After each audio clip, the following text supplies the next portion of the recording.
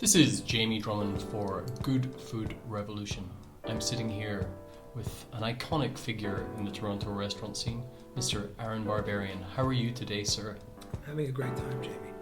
Now, for those of you who are not familiar with you and your work and your restaurant, would you mind giving a little explanation of what you've been up to for the last little while? Well, my father, Harry Barberian, founded this restaurant about 52 years ago, and I've just been trying to keep it alive. It's a great little restaurant. Elm Street has been very good to us.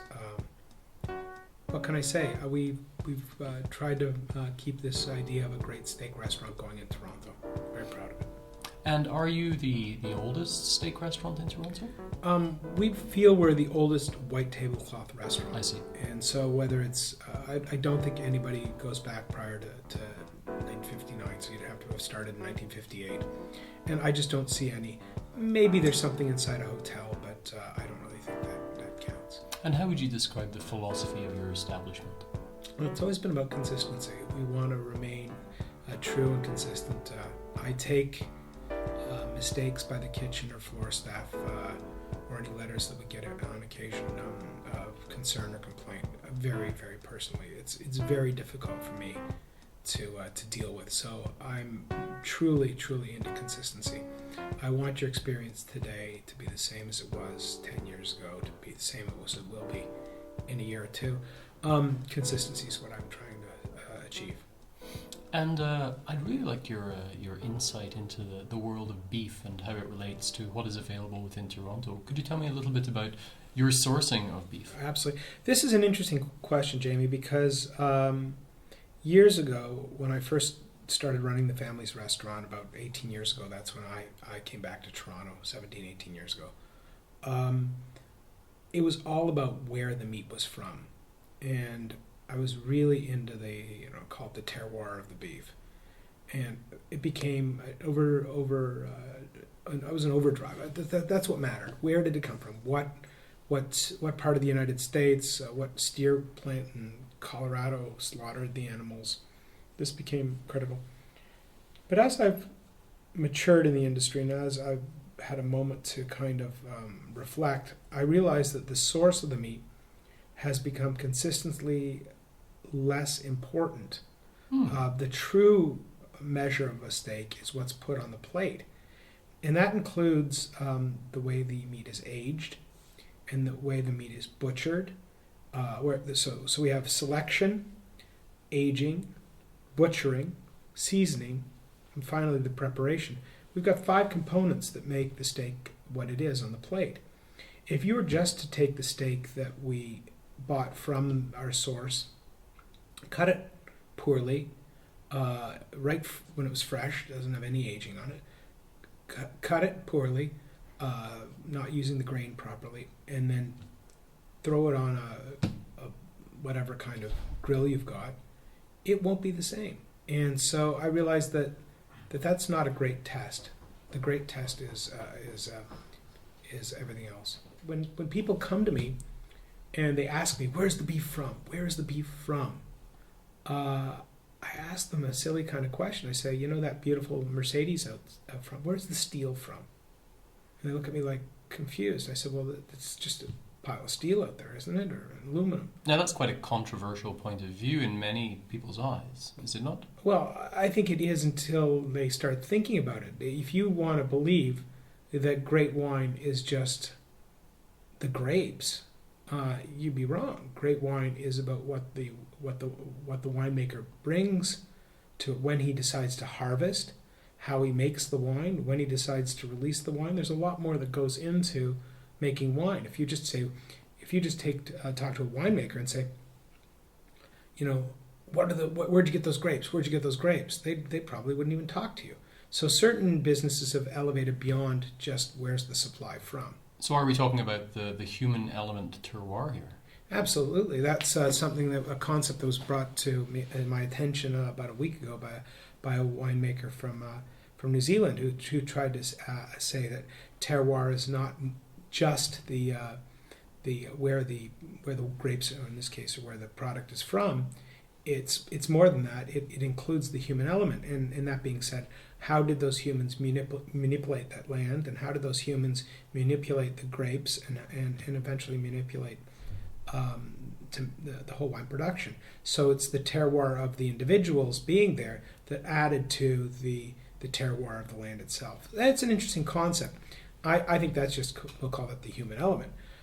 Here, where I'm saying is the terroir of the meat has always been interesting to us, but I'm realizing that the human element in taking a side of beef, a steer that's been slaughtered somewhere in the world and brought to me, and turning it into a great steak on the plate has a lot more to do with our skills than just the source of the meat. So I'm going to ask you the question, where does the meat come from, and then who takes care of it for you? Who butchers it and who ages it for you?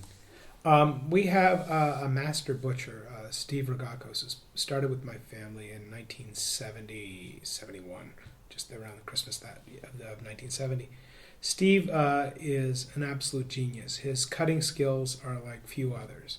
I ask him to cut 10 one-pound steaks in a row. You'll be down there and you'll throw them on the scale, and it'll come up 16 ounces, 16.01 ounce, 15.99. He can cut within a... He's that good. Oh, yeah. And we've had great butchers and chefs and people in the meat industry come and sit in the cellar and watch him butcher for a while.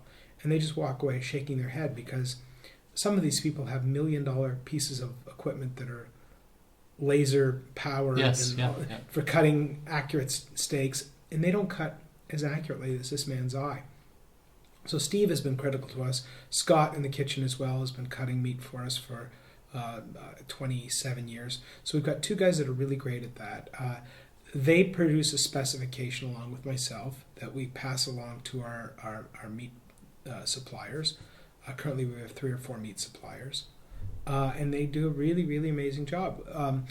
If the meat of Barberians has a bone in, it tends to be American, almost exclusively. So the rib steak, the prime rib, which has the bone removed when we serve it, and the T-bone tend to be U.S. choice or higher or prime. Would you mind explaining the reasoning behind that? We find that when we age these pieces, and we dry age these pieces, we get a very consistent product to serve to the consumer. The amount of corn that these animals eat later in life in the feedlots, although it's not the most politically correct, there are many books and articles written about how feedlots work, they really do produce a very consistent, fine product. So that's a very good starting point for what we do as far as butchering and aging and serving and preparing and charcoal grilling the steak. We find that the tenderloins, the filet mignon, very good Canadian product. It is really, really superb Canadian product. Locally, if we want to play the 100-mile diet game or whatever, the people at St. Helens Meats, the Belak family, also known as Grace Meats. They are Grace Meats. Yeah. Right. Their slaughterhouse is just north of the new St. Clair Stockyards Home Depot. And they slaughter up to 500 head a day there of cattle. Some of it they do kosher. Some of it they do in a regular style. They when I ask Rachel or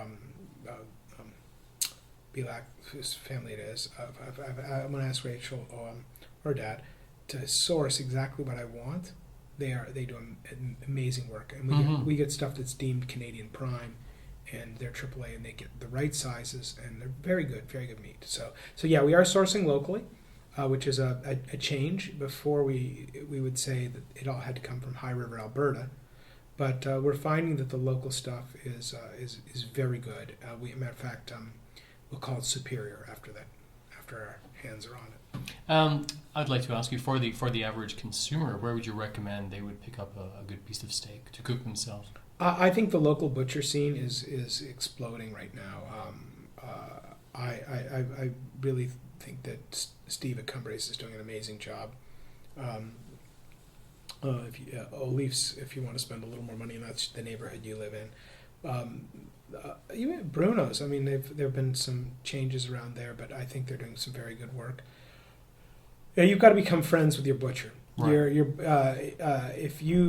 Because they are going to take it that first 4 steps. They're going to select the meat. They're going to age the meat. They're going to, cut it and prepare it for you. You're the one who's going to make the final decision on how to cook it. Don't overcook it. That's just rule number 1. Is just don't overcook it. It's better that you cook it on lower heat, and take it off the grill and let it set and let it sit for a moment, and then serve your food. I think you'll have a much better experience.